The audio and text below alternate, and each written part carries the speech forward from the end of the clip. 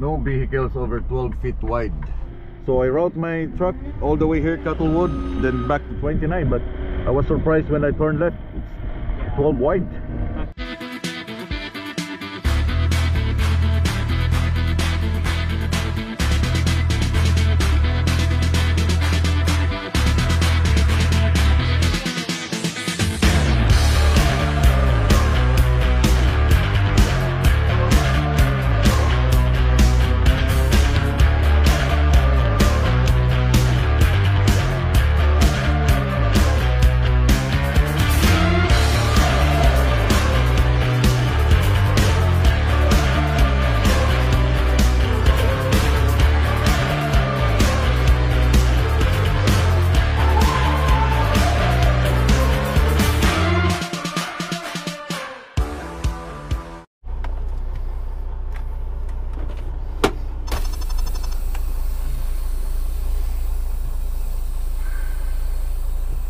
Morning guys. Kahibalo ba mo nga na ako diri karon sa Q-Line Winkler. Gahapon pa ako nag-drive. Then dahil wala pa akong ECA na pwedeng gamitin para sa pagtawid ng border ng Amerika, dahil yung aking paperworks ng load ay hindi pa dumating sa opisina. So now,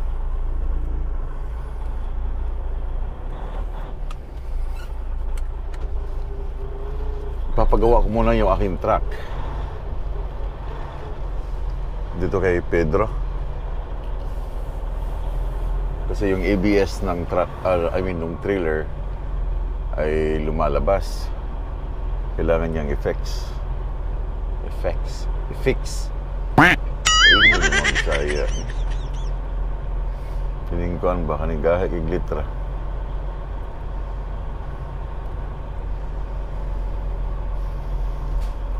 Wala masyadong load ngayon dito sa Winkler.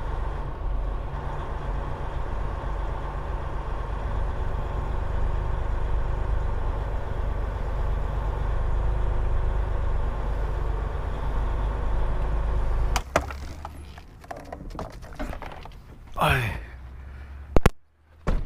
pinasok ko yung trailer dito dahil papagawa nga ng ABS ng trailer. Madali kasi siyang ma-detect ng DOT pag may ABS problem, kasi yung ilaw niya nagpa-pop out.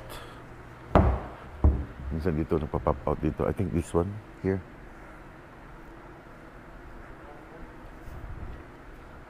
Oh, sikip ah.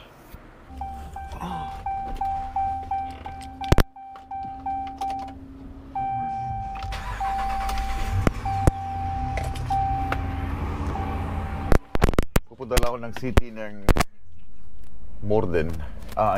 City ng Winkler. Ano to? Para bibili ng coffee. Yung fuel. Yung car ng Q-Line, yung pickup truck, fuel is empty. Anyway, malapit lang naman to. Hi there. There you go.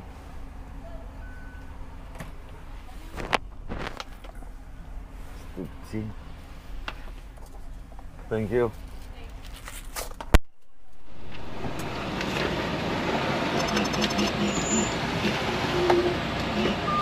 Hello, sir. Say again? Where are you going with this? I'm heading to Sterling, Virginia.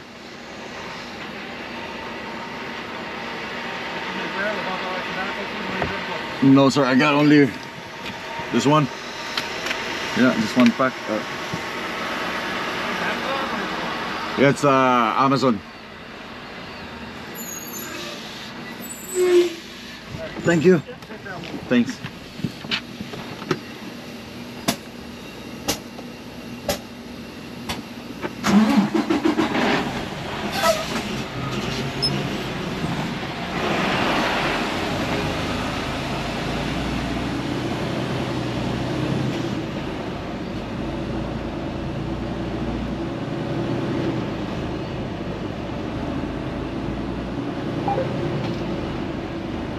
Amazon.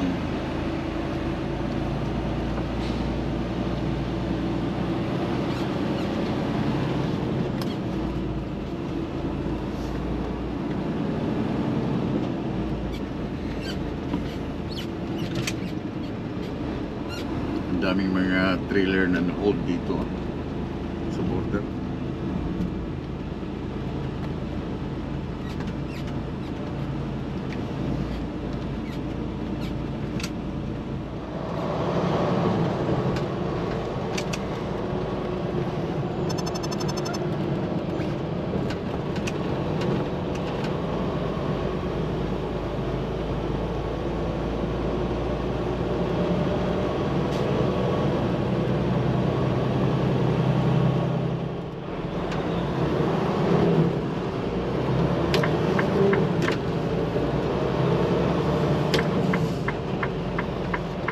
Ganito.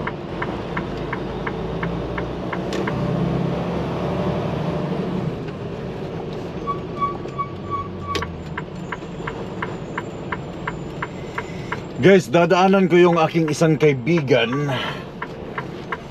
Alala niyo si Victor? Si Victor yung dating nag-work sa...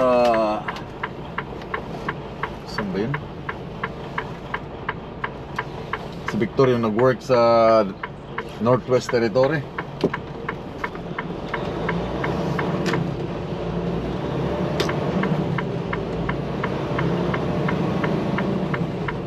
Green lights. Oh! Butan ba ng yelo? Pula. Rush hour.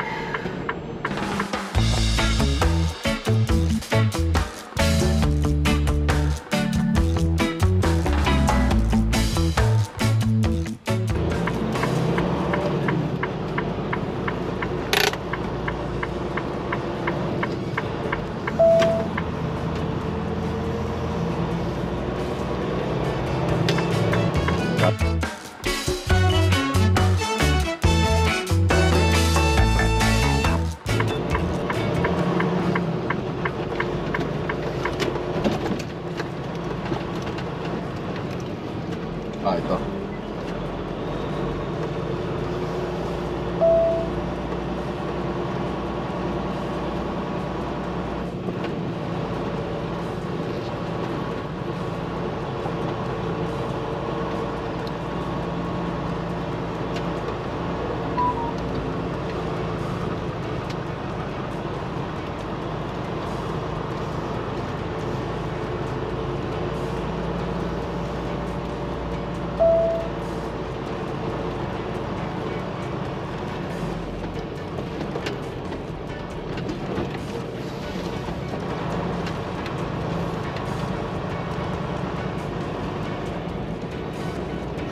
Yan o.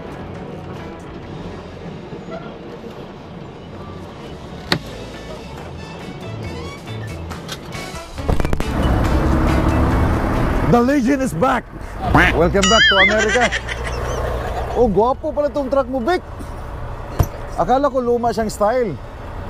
Bago pala to. Anong year? 18 sa rin eh. Tingnan mo dyan sa ano mo, pintuan. Sa sticker. As usual guys, ang linis ng truck, ang bango. Ang kapalo, ini kung saan yung ating pasakay. Ano mo lagi, babae lagi ng tulog? Oy. Ha? Ay, pakita ni Klangkon. Wala talking. Kagandlog siya. Welcome back to US. Last tayo nagkita doon sa ano eh. Sa Northwest Territory. Northwest ba yun? Sa Alberta pa? Alberta ka nang unahan sa level pa. Yeah. Guys, bumalik sa Amerika. Anong reason ba't ka bumalik sa Amerika? Hindi, siya, galing na siya ng Amerika na biyahe, di ba? Galing ka na dito, di ba? Oh, mga 3 months. 3 months? So, bago siya nagtrabaho sa UA. Anyway. So, ang tawag pala sa iyo, the return of the comeback. Ito yung kagandahan ng ano guys, oh. Sinasabi ko sa inyo. Volvo at saka Freightliner lang meron ganito style. Ayan mo, malalagay, di ba? Oh, magputang lihat. Unlike doon sa Kenworth, Sa Peterbilt nga ganyan sa dyan. So wala siyang lari. Ito ang kagandahan.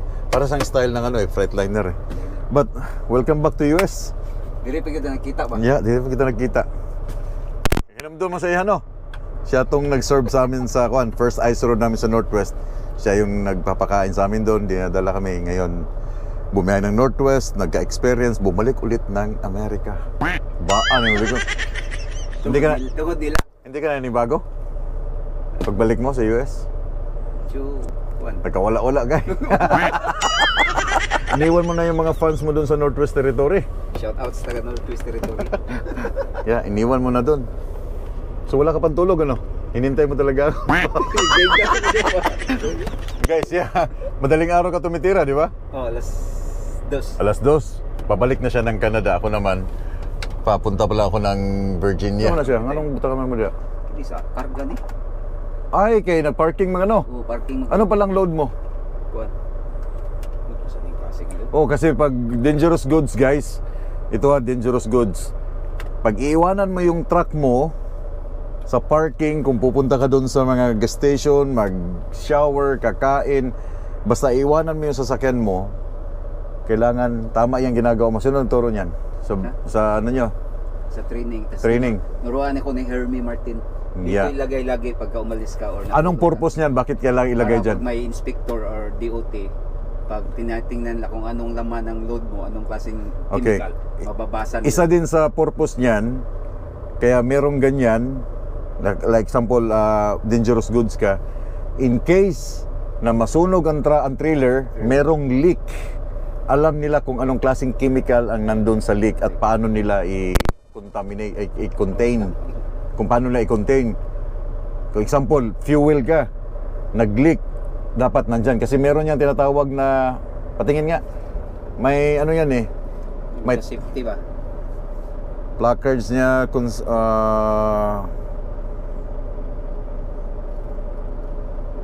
meron tong tinatawag na ano. Ito. In the event of emergency concerning the products in this shipment call, meron sa Europe may tinatawag na ano to. Anong tatawagan mo? Oo, tama. Yeah, kaya may nakalagay oh. Yeah, ito yung kailangan, tama yung ginagawa mo na ilagay mo dyan. Ilagay dyan. In case na emergency ang sasakyan, mag-leak, alam nila kung paano i-contain yung leak. Kung flammable ba siya, dangerous, ano ba siya, yung poisonous, alam nila kasi, example, ang driver nandun ka, naligo ka, nag-leak, binangga, pag atras ito, binangga, nag-leak, may tumawag yun, tapos hindi mo alam, nandun ka, dumating yung mga fire ambulance, firefighter, yun ang unang lang titingnan, anong klaseng product nandyan. Kaya lagi ko nilalagay dito. Yeah, tama yan. Pero pag mag-drive ka, pwede mo siyang tagalin. Pag muhawa lang ka, matulog ka, pwede mo siyang ibutang dyan. Tama yan ginagawa mo. Mag-drive, di rin ako ibutang. Pero pagka-lagat, pilit ako diyan. Tapos lagay. Kasi yan ang way talaga. Kahit sa Europe, ganyan ang ginagawa namin. Good thing na tinuruan ka ng ganyan. Yeah. I'm so happy na bumalik ka ng Amerika. Wala-wala, God. Wala siya. Dallas, kausa. Kumaha, kausa. Lagpasan niyang timbangan. Buti na lang na nakita ko gano'n. Aatras siya doon sa highway. Huwag kang umatras dyan. Hulihin ka dyan pag umatras ka. Diba? Alam mo itong power. Economy, then power. Performance. Alam mo itong nasa likod. Limp home. Galing akong bulbo, guys. Ito, may push button niya sa gilid dito. Balot, kuwan Yeah. lang sila plastic. But pindutin mo lang to, limp home. Anong ibig sabihin ng limp home? Pag nasira yung transmission mo, nagloko yung transmission mo, at nasa alanganin ka, sample, di na nagloko siya, no? Ilang kilometers na to? 800. Sample, magloko yung transmission, at hindi na nag-change gear, hindi na magkakambyo. Yun ang purpose ng limp home. Pindutin mo yung limp home, ibutang mo sa 1, 2, 3 na, ilagay mo lang siya sa manual, lagay mo siya sa 1, 2, 3, meron kang speed na around 30 km an hour. Mudagan pa siya? Mudagan siya para sa safe place. Okay. Para makahawa ka doon sa area. Yan ang tinatawag na limp home. Wala gyud ko ikuan eh, basta kay pag hatagin Yeah. ako lang siyang ikuan ko akin Yeah, yan ang purpose niya, limp home, para na meron siyang may gear siya na para lang, wag mo siyang pindutin habang tumatakbo kasi ang speed niyan mababa lang. Makaalis ka lang doon sa lugar na hindi ka na makaalis kasi kung ilagay mo sa automatic or drive sa automatic automatic manual, hindi ka nagagalaw, di ba? Sisira ang transmission. Pindutin mo to, meron siyang additional gear na magbigay sa'yo para makaalis ka dun sa position mo. Parking ka lang. Parking ka ng maayos. Yan ang tatawag na limp home. L-I-M-P. Kung hindi nyo alam yung limp home, guys, search nyo. Kasi alam ko itong Volvo. Matagal ako gumamit ng Volvo sa Europe at saka Saudi Arabia. Kasi nung sa Saudi, gumamit kami ng manual, and then nung lumabas yung mga ganitong truck, mga tawag dito, I-shift. Yeah, I-shift. Kasi may mga Volvo na pindot-pindot dito, di ba? Oo, dire lang. Kiniwala. Ito, pwede siyang manual, lagay mo sa manual, then plus minus, right? Minus, so this is good kaysa dun sa pindot-pindot. Kasi gusto ko na pag ko. Kasi dito ka lang, pindot-pindot ka lang eh. No? Ano guys, ako aalis na dahil meron pang oras. Mularga di ka? Mularga na ako. Mudagan ko to para makadoldol kasi yung aking pilot tumatawag na sa akin kung kailan ako darating. So hindi ko pa nabigit aking mga dadaanan. Meron ka shoutout? Shoutout, Q-Line Boys, Hermie Martin, Jonathan Dalos, Chong Leo. Anong oras ka alis mamaya? Alas 12. Alas 12. Well, huwag mo nang masyadong agahan. Matulog ka muna, mga alas 3. Pauwi ka na eh, makakapasok ka na eh. Pauli, gusto ko ka na bang mingaw kayo? Hindi ka naman nantok. Basta ingat ka lagi sa biyahe ha. Mark, I'll see you next time, okay? Tawag-tawag. Lagi ko itong ka-conference call eh. Admin namin sa conference. Yeah, una na ko, ha? Sige, pag-camping. Yeah. Guwapo, yan. Tanker nyo. Devon Oilfield Services. The return of the comeback.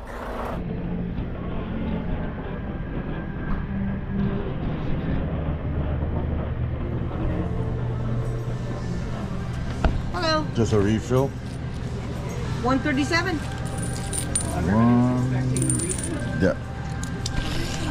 Yeah.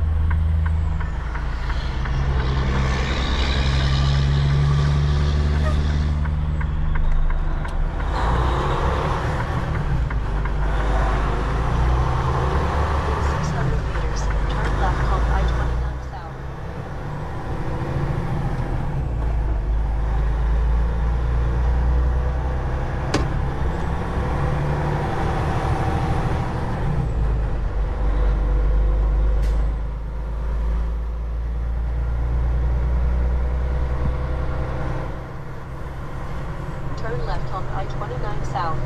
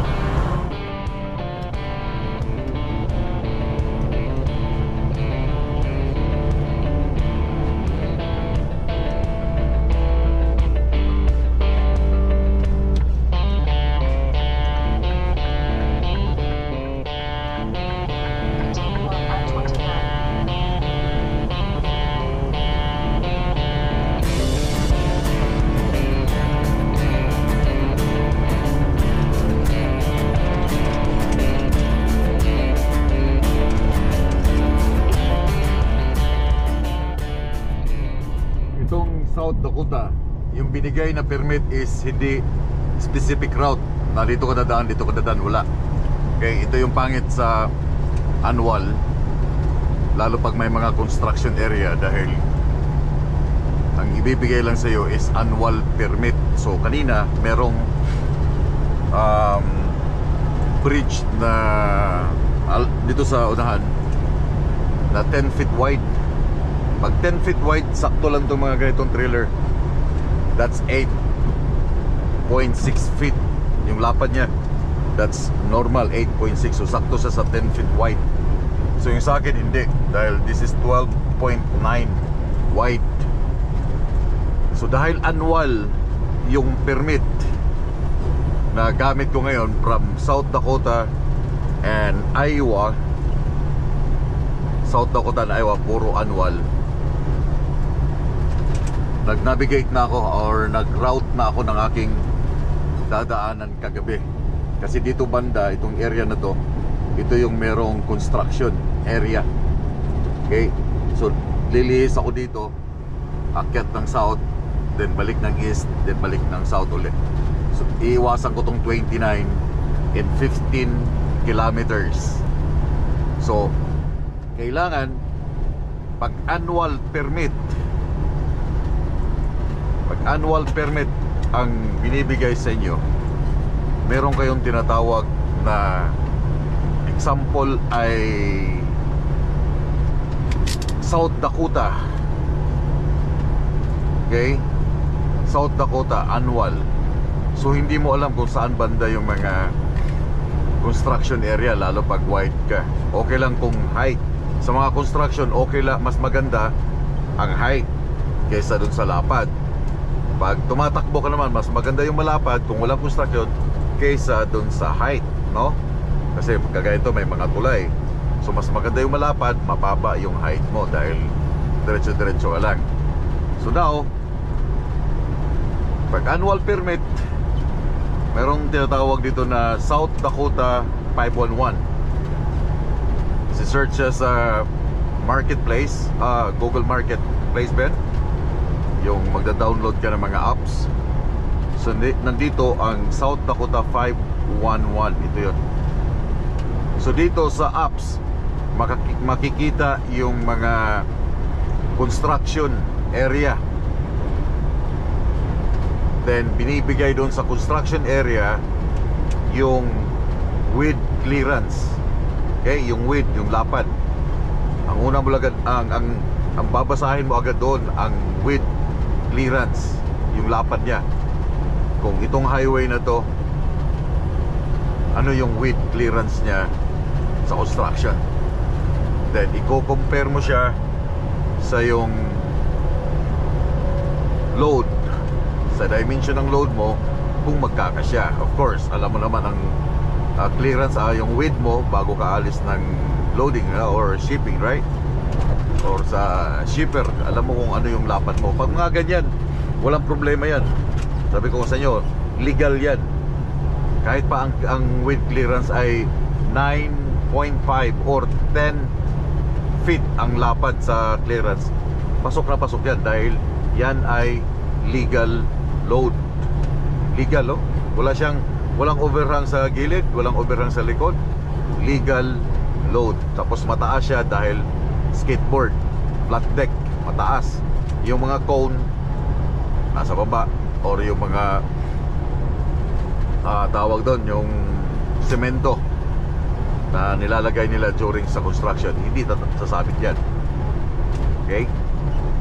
So dahil oversize ka, kailangan mo titingnan yung mga apps. Iowa 511, Illinois 511, South Dakota 511, lahat 511, Manitoba 511, Ontario 511, Alberta 511, lahat 511. Kung makikita nyo dito, puro 511 yan. So South Dakota DOT. So titingnan mo dito yung construction area. Kita mo, ang daming mga cone. Okay, ang daming mga cone. Yan ay construction area. So dito pa lang paplanuhin mo na kung saan ka lulusot. Dahil ang binigay na permit sa akin, North Dakota, South Dakota, Iowa. So south, and then east ang aking tumbok. So titingnan mo sa along the way kung saan yung mga construction area. Kaya mas maganda kung specific route yung ibibigay nila, just like Illinois today, Illinois, Indiana, Ohio, Virginia, Pennsylvania, Maryland, Virginia. Yan ay mga specific route. Alam mo kung saan ka talaga dadaan dahil merong specific route na binibigay. Itong annual, bahala ka na saan ka dadaan.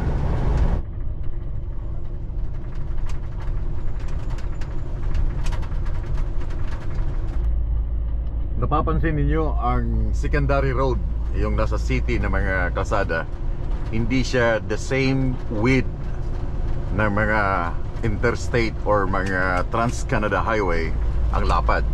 I think mamaya ko i-google kung talagang sakto ako. Ito ay 8.6 or 9 feet itong lapad niya. Hindi siya 13 wide. Kasi ang sa main highway like interstate, I'm pretty sure na yung highway, yung lapad nila is not the same dito sa secondary or na sa city na mga kalsada. Ang sa big highways, kasi yung aking load ay 12.9, nasa 13 feet yung lapad ng isang lane sa highway. Ito ay 8 or 9 feet lang ang lapad nito. Iba siya sa main highway at saka sa secondary highway. This is city highway. Okay? So hindi siya ganun kalapad. Sakto lang talaga ang size or ang lapad ng isang trailer na 8.6 dito. Siguro mga 9 feet or 9, sobra sa 9 feet siguro ang lapad niya. Kaya ang ginagawa ko, dahil 12.9, ginigitna ko lang yung trailer sa dalawang lane para wala makasingit. Dahil kung igigilid ko yung aking truck tsaka trailer dito sa gutter, kasi dito naman talaga ang truck dadaan, no? Para makalusot yung mga kotse, makakasabit ako dyan sa mga gilid-gilid, or yung gutter, masabitan ko pa yung gutter niya, yung sa side ng highway. So ang ginagawa ko, igigitna ko siya. Dito ako sa fast lane, pero igigitna ko ng konti yung aking load para walang makasingit sa kanan. So akin tong dalawang highway. No vehicles over 12 feet wide. Tapos dito sa kanilang South Dakota, walang nilagay na construction area. So ito yung naka-route sa akin ngayon. Dahil dito ako dadaan.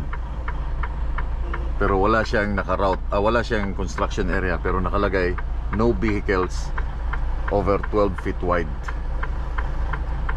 Bakit ganon?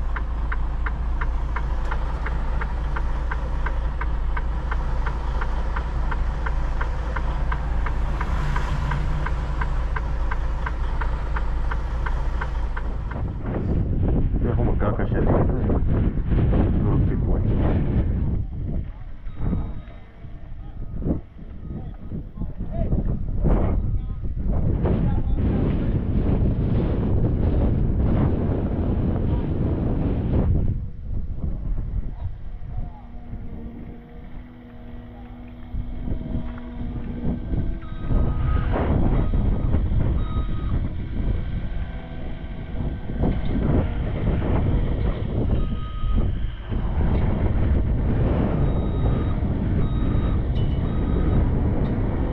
Hey there. I came here because I followed the South Dakota 511, and in South Dakota 511 there's no construction in this area, so I route my truck here just to avoid the construction there. See, there's no sign here that there's a construction. I got 12.9.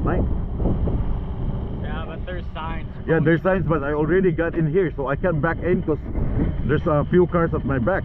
Because it says here, no construction. Yeah, but that's South Dakota's problem, not ours. Not trying to be rude or disrespectful. How wide are you? 12.9. 12.9?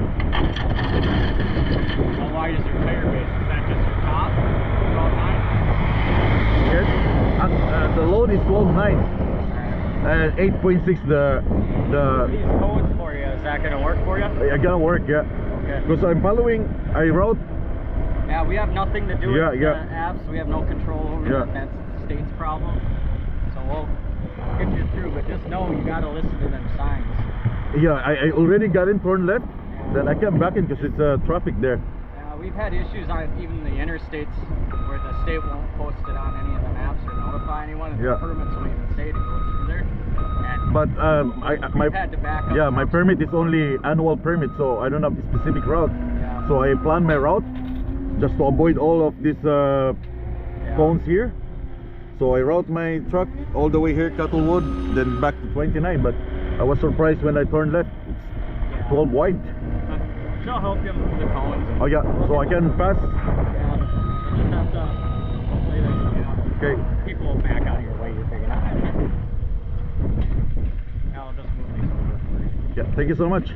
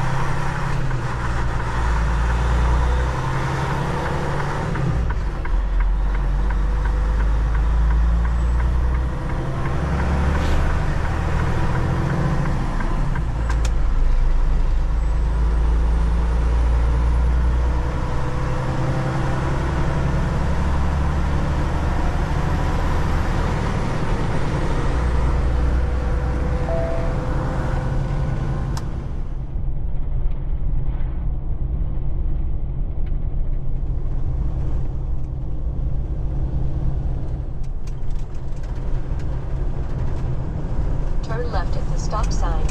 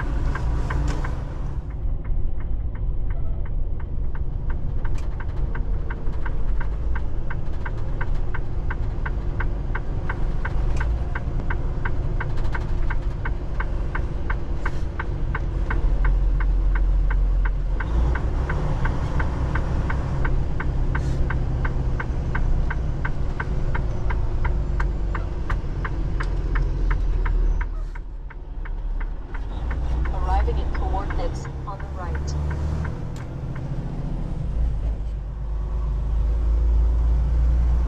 Continue on the current road.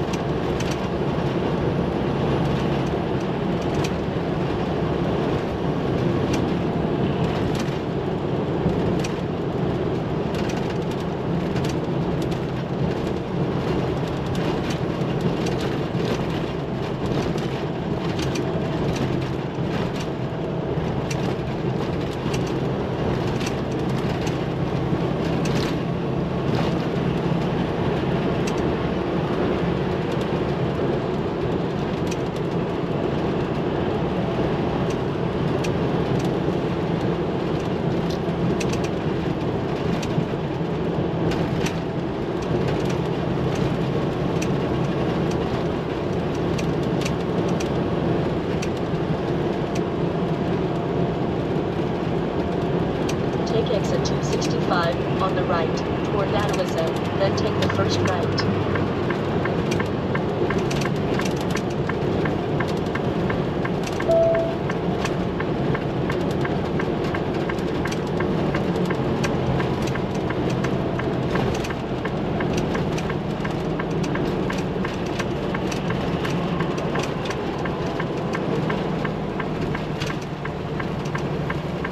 Turn Whoa, right at the stop ano na? sign, then take the first left.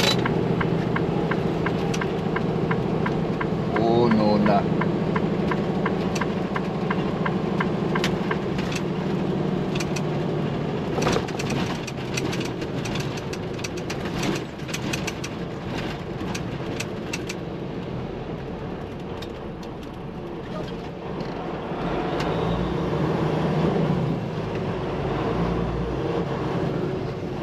Turn left.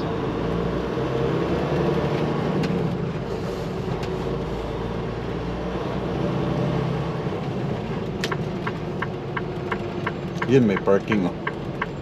Yes, sir.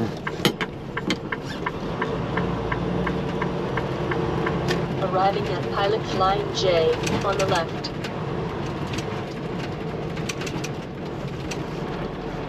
Well, pwede din ako dito. Well, sa gilid. Well, dito na ako sa gilid.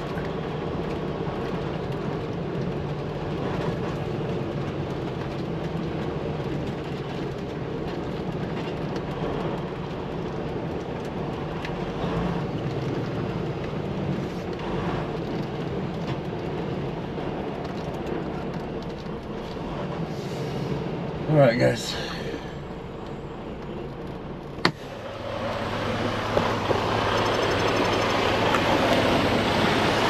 Woo!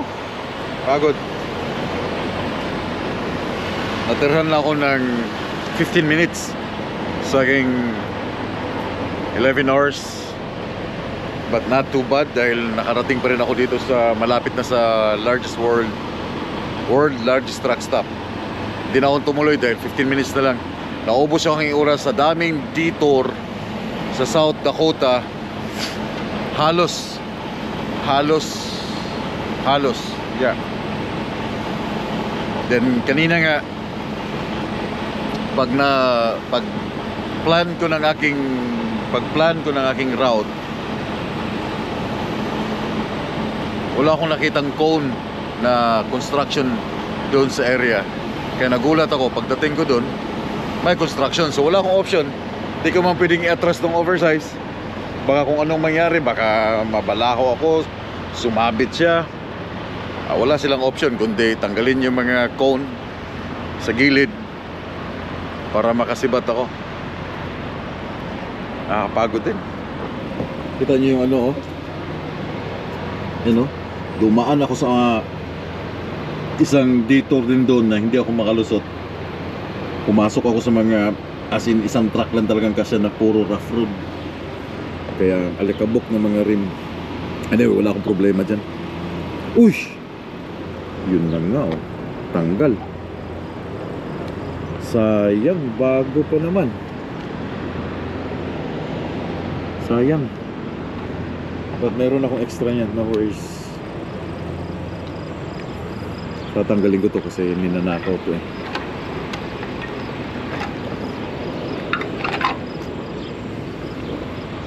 So dito na ako nakapark sa gilid para wala akong katabing maiingayan sila sa akin. Kasyang-kasya naman ang truck dito dito. So dito na ako magpapalipas ng gabi lang. Muntik na rin mano, oh. Kunti na lang. Papalipas na ako ng gabi dito sa one fuel stop. 19 fuel stop. Ito ay partnership ng Flying J. So pwede ako mag-shower dito tonight. Papahinga lang saglit. Pwede ako mag-shower kasi ito ay may account ako sa Flying J. Yung aking points sa Flying J pwede kong gamitin dyan. So wala ng truck doon. Pwede akong kumabante para mas malapit-lapit ang aking ano. Marami pang spot eh. Malapit-lapit yung aking shower mamaya. Saka may malapit na basurahan. So ito yung style ko. Hindi ako pumapasok sa mga, unless kung puno na tong gilid at mayroong bakante doon sa mga spot, papasok yung truck. Pero pag ano naman, yung safe ka naman dito sa gilid, dito na ako sa gilid. So anyway guys, itong aking biyahe ay papuntang Sterling, Virginia. Yeah. So mahaba-haba itong aking pahinga dahil binago nila yung plan ng unloading. Instead na 29, kailangan 29 nandun ako sa site, but 30 kailangan. So na-adjust ng isang araw. So magre-reset pa ako ng Ohio. I have no choice. Anyway, daghang salamat sa iyong tanan. Tatapusin ko ng video dito. And I'll see you guys next time sa aking vlog. Pag amping mo tanan, huwag niyong kalimutan mag-likes and comments. Keep safe and keep on trucking.